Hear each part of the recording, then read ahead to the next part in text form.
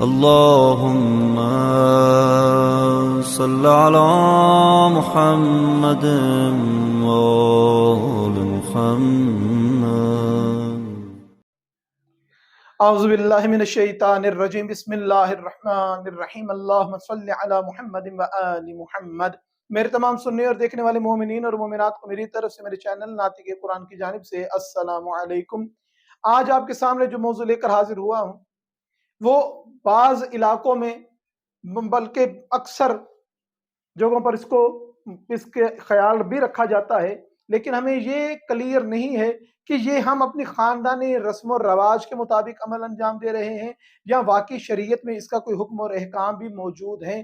تو وہ کیا چیز ہے کہ شب رخصتی، شادی کی پہلی رات جب دلہن اپنے گھر کو چھوڑ کر دلہے کے گھر میں جاتی ہے، یعنی وہ پہلی رات کے جب میاں بیوی دلہا دلہن اکٹھے ہوتے ہیں، وہ شب جو ہے جسے شب رخصتی کہیں یا اس کو کیا کہتے ہیں، کہا جاتا ہے کہ جب دلہن رخصت ہو، کیونکہ بعض دفعہ یہ ہوتا ہے کہ نکاح پہلے ہو جاتا ہے رخصتی بعد میں ہوتی ہے، تو یہ نکاح والی شب نہیں، یہ رخصتی والی شب ہے کہ جب دلہا دلہن آپس میں ملتے ہیں اور ایک دوسرے کے آمنے سامنے ہوتے ہیں. اس وقت کے کیا اعمال ہیں، دین کیا کہتا ہے، شریعت کیا بتاتی ہے، تو مستحبات ایسے کہ جن کو بجا لانا جو ہے وہ اس وقت کے لیے ضروری ہے.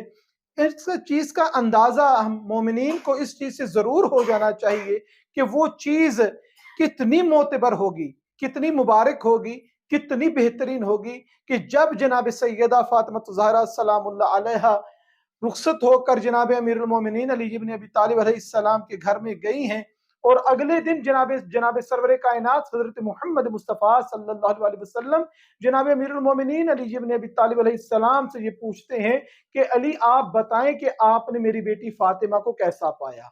جناب سرور کائنات کا پوچھنا، جناب علی علیہ السلام سے سوال کرنا اور جناب سیدہ کے متعلق دریافت کرنا بتاتا ہے کہ کوئی ایسا راز ہے اس پہلی شب میں، ایسی کوئی بات ہے اس پہلی شب میں جو نبی فخر سے پوچھ رہے ہیں، علی فخر سے بیان کر رہے ہیں. اور جناب امیر کیا فرماتے ہیں؟ جناب امیر فرماتے ہیں کہ یا رسول اللہ، میں نے فاطمہ کو عبادت پروردگار میں اپنا معاون اور مددگار پایا. اب یہ جناب امیر علیہ السلام اور جناب سیدہ سلام اللہ علیہ سے ہی خاص ہے یا ہمارے لیے بھی اس رات کے کوئی اعمال ہیں؟ تو یہی کتابوں میں ملتا ہے. معصوم علیہ السلام فرماتے ہیں کہ جب رخصتی ہو اور جب دلہن اور دلہا گھر میں داخل ہوں تو سب سے پہلا مستحب یہ ہے کہ دونوں وضو کریں. دونوں کا وضو کرنا یہ مستحب ہے. وضو کرنے کے بعد کیا کیا جائے کہ دلہن کا پاؤں دھلوائے جائیں، اور اس پاؤں کو دھلوانا جو ہم سمجھتے ہیں کہ ہماری رسمیں ہیں، بڑوں کا کہنا ہے، یہ جناب سرور کائنات حضرت محمد مصطفیٰ صلی اللہ علیہ وسلم نے جناب امیر المومنین علی بن ابی طالب علیہ السلام سے ارشاد فرمایا کہ اس طریقے سے اس عمل کو انجام دو، دلہن کے پاؤں کو دھلواؤ، اور جب اس کے پاؤں دھلوائے جائیں تو اس کے پانی کو پورے گھر میں چھڑکو، پورے گھر میں اس کو چھڑکو، کہ اس سے ہوگا کیا، 70 قسم کی بلائیں جو ہیں گھر سے چلی جائیں گی، 70 قسم کی رحمتیں جو ہیں تیری دلہن کو گھیرے میں لیے رہیں گی. وضو کرو اور اس طریقے سے پیر دھلوانا، اور جب وضو کر لیا ہے تو پھر 2 رکعت نماز وہ جو دھلا آنچل پر پڑتا ہے نا، بیوی کے دوپٹے پر، دلہن کے دوپٹے پر، اس کا شریعت میں نہیں ملتا. البتہ یہ ملتا ہے کہ 2 رکعت نماز دونوں پڑھیں، دلہن بھی پڑھے دلہا بھی پڑھے. 2 رکعت نماز پڑھیں اور پھر دلہا یہ دعا کرے پروردگار سے کہ پروردگارہ مجھے اپنی بیوی سے الفت عطا فرما، اس سے مودت عطا فرما، اور مجھے ایسے کام کرنے کی توفیق عطا فرما کہ یہ مجھ سے راضی ہو جائے، مجھ سے راضی رہے، اور اس کو بھی ایسا بنا دے کہ میں اس سے راضی رہوں. یہ دعا کی جائے.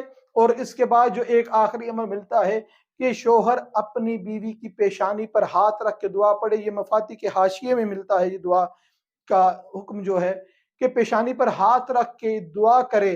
سب سے پہلے اس چیز کا اقرار کرے کہ پروردگارہ میں تیری اس امانت کے طور پر اس کو اپنے گھر میں لے کر آیا ہوں، यानी कि ज़ौजा जो होती है, बीवी जो होती है, ये नौकरानी बना कर नहीं लाई जाती, ये खुदा की अमानत के तौर पे लाई जाती है। और जो खुदा की अमानत हो, उसको किस तरीके से इस्तेमाल किया जाए, उसको किस तरीके से उसका बर्ताव किया जाए, ये हमें अपने अपने मिजाज और मार्फत के मुताबिक सोचना पड़ेगा कि एक अल्लाह की अमानत मेरे पास है, मुझे इसके साथ कैसा सलूक रवा रखना चाहिए।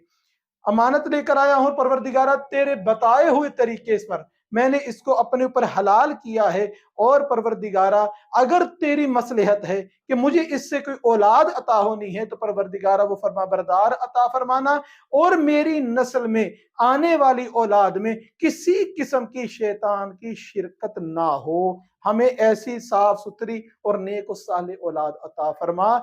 ये वो आमाल हैं जो शादी की पहली शब हर मुमिन को, हर मुमिना को अंजाम देने चाहिए। जब इस तरीके से अंजाम दिए जाते हैं तो परवरदिगारा नेक और साले औलाद अता फरमाता है, फरमा बरदार औलाद अता फरमाता है।